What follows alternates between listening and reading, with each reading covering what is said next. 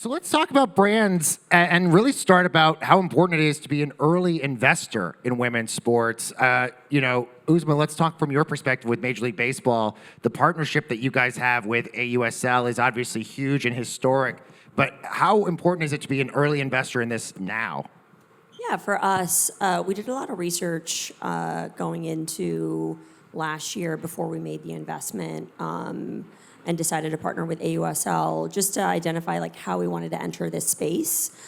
Did we want to start something from scratch? And in our conversations with AUSL and through more research, we found that they have a built-in infrastructure, like they have a foundation, and we wanted to be able to provide that rocket fuel to them to really help continue to grow and launch it in the way that we felt it could grow. And so that's one of the main reasons why we decided to sort of move forward, and we're really excited about the partnership. We also found, selfishly on the MLB side, just for a second, there's a significant softball fan base that are not MLB fans either, and so for us, it was also a fan growth opportunity as it relates to tapping into that audience and being able to convert those fans to not just be softball fans, but MLB fans, and ultimately the partnership with AUSL allows them to convert MLB fans to be softball fans. Really interesting. And Joseph, same question. I mean, how important is it for brands like you to be a part of women's sports as early as possible?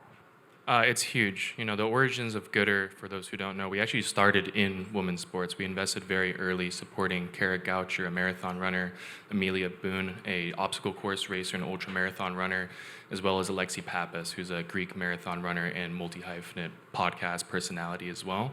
Through there, we actually started growing our athlete partnership roster. Today, 12 of our 22 partnered athletes are women athletes in the professional realm across LPGA, WTA, WSL, AVP. And then as we started looking into bigger organizations, we partnered with Angel City FC. This is now going into our third-year partnership. And we started looking when we were launching a new performance lens this past year called the Sonic G. We did a lot of product testing, and we really realized that this product has a lot of potential fit within the professional women's sports space. And as we're looking, we got signals from the MLB and ESPN, and we were looking heavily into softball. And especially with Kim joining the board of AUSL as well, we decided to become official partners as well. So as SIS was announcing Adidas, we're also announcing our partnership with the AUSL for the next 2 years as the official IWOL partner. Great announcement. So many good announcements today. I was trying to pitch him backstage for MLB, and he's they chose AUSL before. Wow. Cares about women's sports. That's why. Carolyn, PepsiCo obviously has infiltrated so many different sports, Gatorade specifically as well. Talk about the importance of investing in women's sports early for a brand like Gatorade, which is synonymous with athletes of every stripe. Yeah, for sure. So for us, an investment that we make is, yes, we want to have the best of the best using our product on the field, but it's the full ecosystem that matters. We don't have a business if we don't have kids playing sports and therefore needing a sports drink to replenish what they lose in sweat. So we think all the way from the top of the pros, you have to see it to be used by the best, all the way down to participation. And that shows up in lots of different investment ways. It's finding safe places to play, it's lighting the fields, it's investing in coaches, it's that full ecosystem. And for us, being able to lean into something like AU and do that from the top to the bottom, find a place for these athletes to play. We have an incredible Gatorade Player of the Year program that has celebrated 40 years of excellence in high school sports. A lot of those players of the year are now playing in AU. So for us to be able to say, hey, here's where we saw you when you were delivering on athletics, academics, and character in high school, and now there's a place for you to continue your athletic journey. Let's be part of that, and let's help you continue to play, all the way to those little girls who aren't able to come and watch a game. So for us, we want to invest. Yes, we want our product to be used. Yes, we want to be on those sidelines, but we also want to be in the locker room with the practitioners, delivering that sports science and that credible partnership that helps us when the cameras are on and also when they're not. So, SIS, obviously, Adidas loves this because you're decked head to toe in all of this.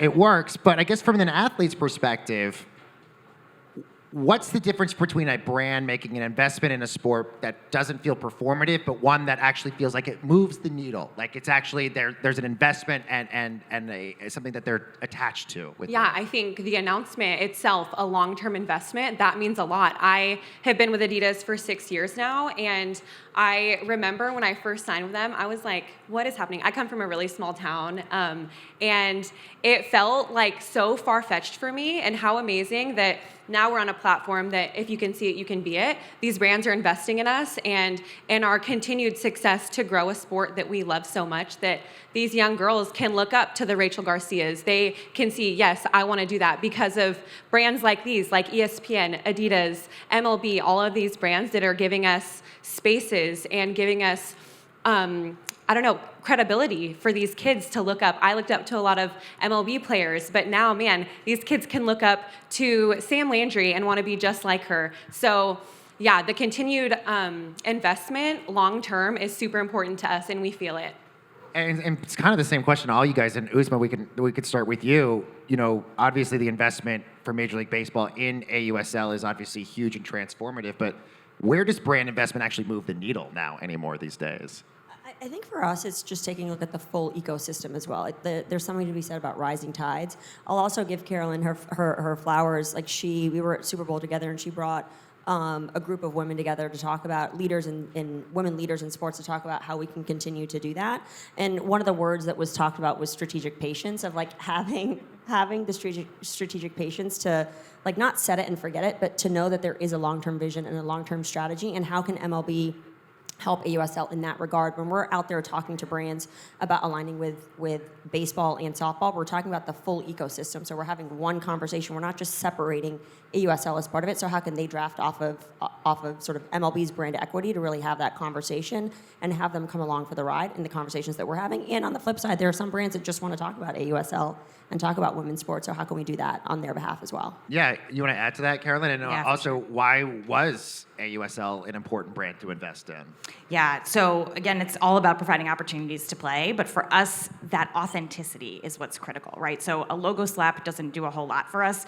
We don't have an awareness problem on Gatorade, right? For us, it's all about telling those really credible and authentic stories, and to find something that's so athlete-led and to be able to co-create with them, that's a real differentiator, right? So when you've got a league that's willing to work with you because the athletes are setting the tone, we can think differently about storytelling and partnerships, and that's a real difference maker for women's sports, is these athletes are more than just what they do on the field, and they want to talk about that, and they want a partner that's going to help them center those stories that show them as multidimensional and as more than just one thing. And so to be able to partner with somebody like an AUSL and enable that and tell those stories and then find an amazing broadcast partner to go put them out into the world, that's what continues to drive that growth, and that's how we keep this ecosystem moving. And Joseph, do you almost think, you know, a challenger brand or a brand that's sort of different like Goodr compared to big brands, do you almost have an inherent advantage because you can sort of do a different playbook than major brands that say a Pepsi or a Major League Baseball have to do?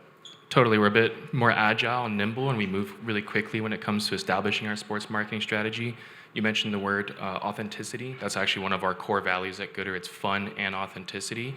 We define authenticity as liking who you are as part of the brand. And when we look at working with professional athletes, a lot of what we do is, sure, it's in the top funnel side, we benefit from broadcast awareness and advertising, but ultimately, because we are a CPG, fast-moving product, our brand really benefits from social media and digital media and storytelling. So when we do collaborative posts with athletes, it's really rooted in fun and authenticity, but then the value really comes out and shines our product through partnerships in sport.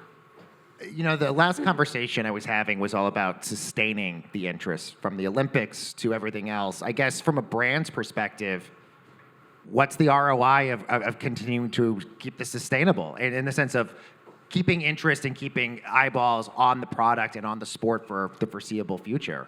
I mean, I talked about sort of the crossover of fan bases, those 10 million softball fans, we want them to be MLB fans as well, and baseball fans. And so the opportunity to tap into that. When we first launched the partnership with AUSL, I think that we launched it 8 days before opening day. it felt like it was like one day before, but we didn't have a long runway to really market the fact that we were aligned and AUSL was coming on our platform. And I think in those 8 days, we saw 4,000 additional fan accounts sign up to just be able to watch AUSL games and softball games. And so we're seeing it just in terms of the engagement that we're getting from the fan base, in terms of them not just watching, but also like coming back. And we've seen that a lot. And it's the same thing. How, your relationship and conversations with brands, how do you sustain it during the off season, during slow periods, all of that? Totally. We were kind of chatting about that earlier. Our season is very short. So Tosh was talking about a lot of our athletes have jobs in the off season. So how can we sustain ourselves and train so that when we show up on day one, we're ready to go? And it's brands like you guys, like Adidas, that is supporting us, so that I do camps and clinics during my off season, which is so great because I have so much time to train, so that when I step on the field, I feel ready to go on game one, which sometimes can be hard when people have these real jobs. So I also think to like the grassroots level, I think there's so much untapped things there that I really want to give back to. I talk about that a lot. I'm really passionate about that. So how can we get these young girls engaged and let them know that this is something that is sustainable for you, and trying to make a league that is sustainable and will be there when they grow up and they can say, man, I am 28 and I'm a professional athlete, and that is a future that I want to be in. Let's talk about either similar or very different playbooks from brands' perspectives on how you market men's sports and women's sports. And Carolyn, I'll start with you. Are there similarities? Are there differences? Are there mistakes that maybe brands make when they maybe put the two together? Yeah.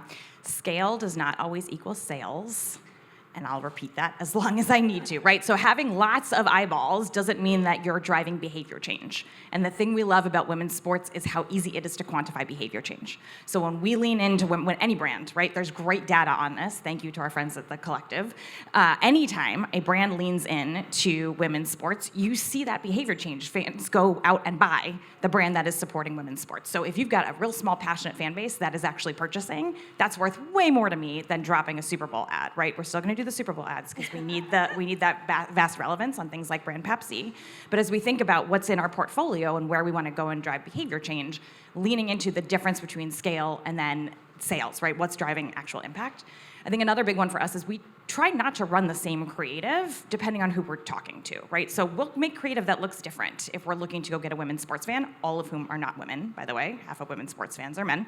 But thinking differently about that storytelling aspect of it, right? It's not all about the performance on the field. Those statistics and really leaning into performance is one way in, but talking about that multidimensional athlete, having that ability for them to tell their own story, giving them the mic, that's a very different way in for us around women's sports, and it shifts how we storytell, how we create content, and even who we partner with on the women's side. That's slightly different than how we do it on the men's side. So there are certainly similarities, but those two are two of the biggest differences that shape how we operate and then who we partner with.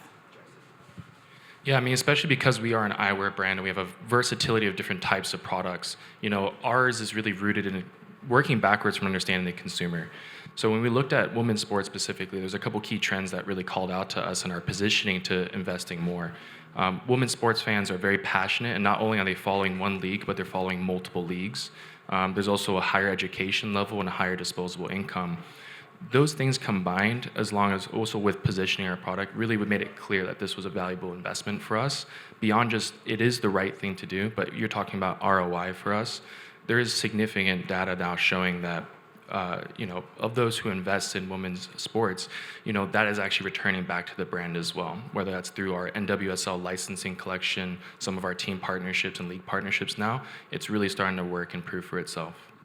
SIS, 5 years from now, obviously a lot has happened in the last couple of years with AUSL, but 5 years from now, what does success look like for the league? Is it more teams? Is it bigger media deals?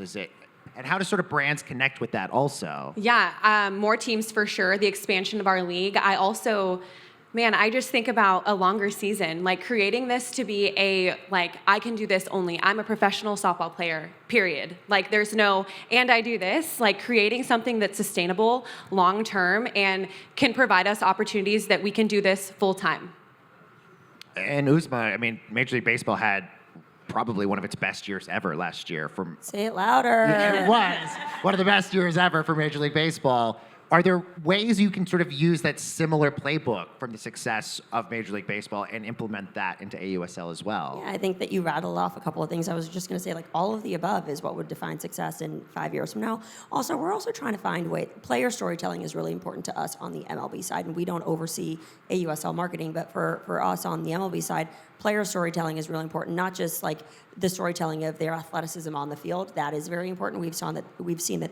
We have research that draws in new fans, but also who they are off the field. And so we're trying to provide those same opportunities for AUSL athletes as well. AUSL athletes participate in our Home Run Derby exhibition event, which is a 3-on-3 style tournament format. It's really exciting. Every time that we have it, we always get fans that come to us and be like, whoa, I did not realize how athletic and incredible softball players are. And so showcasing the athleticism there, we had a couple players down at spring training last week, I think capturing content with some of our MLB players. It's an environment that's a little bit more relaxed. Players are a little bit more jovial. And so being able to capture some of that off the field content is what we're trying to do, just as it relates to continuing to heighten the awareness and heighten sort of the storytelling around who the players are. And Joseph, obviously you mentioned, some of the partnerships you guys have, NWSL, the AUSL news as well. Are there other leagues? Are you supposed to announce that on the stage? Yes. Are there other things in addition to AUSL that you guys want to continue to work on and other leagues you want to be a part of? Absolutely. So we are a Los Angeles-based company, and obviously we have the LA 2028 games coming to our backyard. So a lot of our positioning is also working towards Olympic partnerships. So this year we're also announcing a partnership with USA Rugby on the men's and women's 7s and 15s side, as well as US Rowing.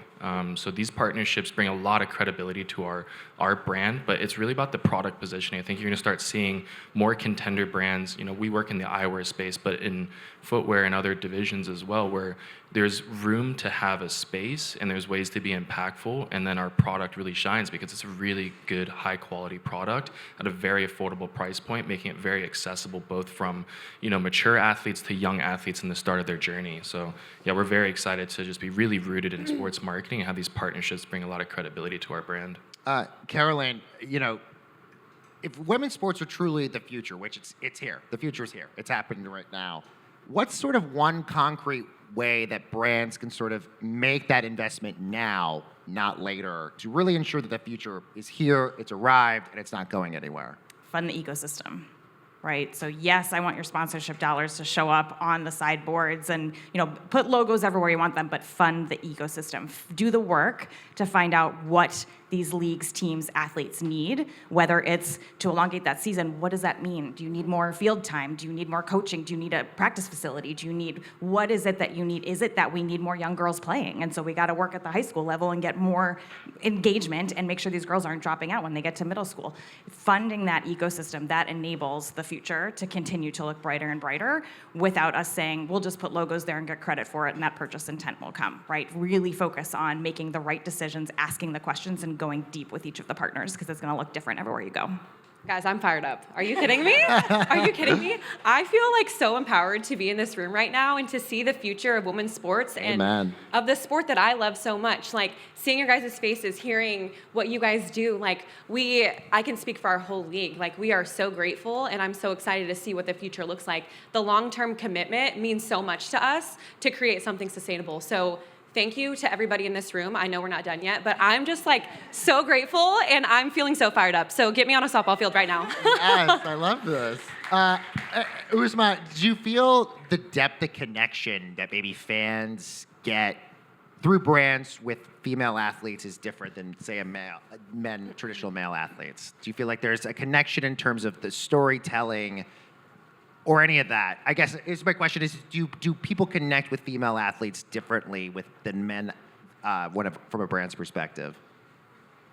I don't know if I can fully answer that. I don't know if I know the answer to that question yet. I think that we've been in this relationship for a year. We're just starting to get our sea legs with AUSL, and we've just started to hit our stride. There's a lot that we worked on last year. There's more that's coming this year as it relates to how MLB can continue to be a resource and a support and provide AUSL with everything that they need. I think that there's the outward-facing relationship that we have that everyone sees, but there's a lot of work that goes on the back end with our events team, with our content team, with our media team, with our biz dev team, with our sponsorship team, of us just wanting them to feel like we are supporting and we are providing them with the time, the commitment, and the money that's needed to continue to help raise the profile. Yeah, I think for us, in our perspective, it is different, right? In our 60-ish years of helping women, right, and supporting women out on the field of play. But that comes because women want to tell stories differently than men. So the way we do content with Caitlin Clark is all about her being just a kid from Iowa because that's what's important to her, right? So when we announced our partnership with her, we spent a bunch of time with her asking her what did she want to talk about. And yes, she wants to talk about her raining threes all day, but she wants to talk about her story, right? She wants to show that she's multidimensional and more than just one thing. And that's different than the content we created to announce our partnership with Cooper Flag, because he wanted to talk about something pretty specific. And so that, we're not going to do it because we think consumers want that from these athletes. It's what do these athletes want to talk about? And all of our female athletes, whether it was Serena or Mia Hamm, they have asked us to show them in a different light than the way we show most of our male athletes. And that enables this conversation and that engagement and that feeling like I can be friends with this person. And that's what makes you want to support them and follow them and show up for them, whether it's on season or off season, right? So giving them that microphone and letting them tell the story they want to, that has shown up for us differently with female athletes than male. Totally. I think of a player's perspective too, especially in our sport. I mean, after a game, sometimes our ops are like, we need to get you out of here. But something that's so special about us is my teammates, like, we won't leave until we sign every little girl's softball and take a picture with every fan that is there that wants that. So the accessibility and the passion that we have for the people that show up for us, I think also shows to that. Like, you guys providing us platforms, because we want to share our voice. I want to share the things that I'm passionate about. With Adidas, I had a campaign of Remember to Have Fun, something that I'm super passionate about. So these brands giving us opportunities to share things that we love, to then create that connection with the young fan that then wants to show up at the games. Yeah, I mean, for us, it goes back to accessibility. I mean, for us, we really provide a product that you can find at multiple touch points on Goodr.com, to a Target, to a Dick's Sporting Goods.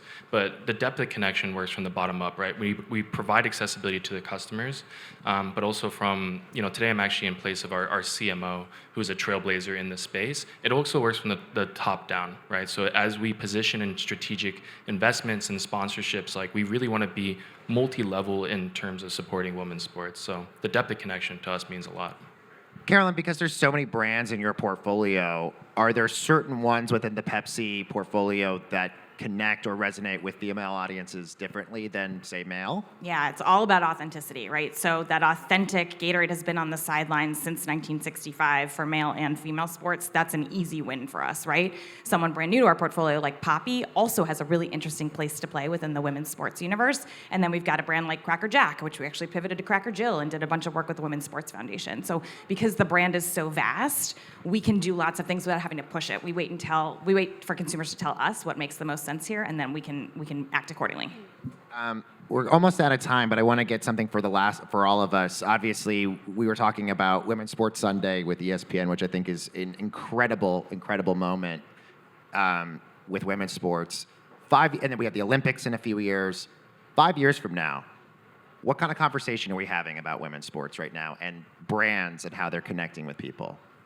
Because obviously, we keep saying the future is coming, but future's here. But 5 years from now, what are we saying, sis? Man, what a question. I feel like, especially from brands' perspectives, like, get to know us. Like what we've talked about before, storytelling is so important to us and to our sports and to women's sports. So I think 5 years from now, I can't even think to like the brand perspective of what we're having, but I know that we're talking about a women's sports demographic that is thriving. It is something that everybody can aspire to do as a young girl. I keep talking to that, but I'm so serious, you guys. If you see it, you can be it. And that's something that wasn't quite around when I was young. I looked up to Tosh so much, so how funny that we're in this room together right now. But man, what can we do now to then create in 5 years from now? I am 10 years old and I'm in class saying I'm going to be a professional softball player. Love that. I would love for all new brands to be on this stage 5 years from now, right? So we love that Goodr is here. We love that MLB is here. I would love for none of us to be here in 5 years because we've all brought some new brand to the table. Andrea Brimmer has waved that flag for so long at Ally, and it's incumbent on all of us to find some new brand to bring along with us into the space, right? We all have the data. It's our job to go expand the circle and make sure we've got more people at the table. I'd love for it to be, less of a conversation between like men's sports marketing strategies versus women's sports marketing strategies. Just it's a sports marketing strategy to reach your core audience. Beyond that, I would also love more product development specifically for female faces. That's one of the things that we're getting off the ground this year. Doing a lot of our product strategy and testing on the female face and also looking at product features that female athletes really want in their sport. And as you said, I think just more brands, it really signals credibility in this commercial opportunity because of cultural relevance as well. I'm going to repeat a line from my 3-year-old daughter that always says this to me when she's right about something. Like, I hope that we all say, like, told you so. Told you you should have gotten involved 5 years ago. We'll play the tape 5 years from now, from this moment when it happened. Guys, this has been an amazing conversation. And just like Sis said earlier, like, I'm just jonesing after this. I'm ready to be on the softball field with you. Guys, let's give a big round of applause. Carolyn at PepsiCo, Uzma from Major League Baseball, Joseph from Goodr, and of course, SIS Bates, Adidas ambassador, obviously, and the Portland Cascade.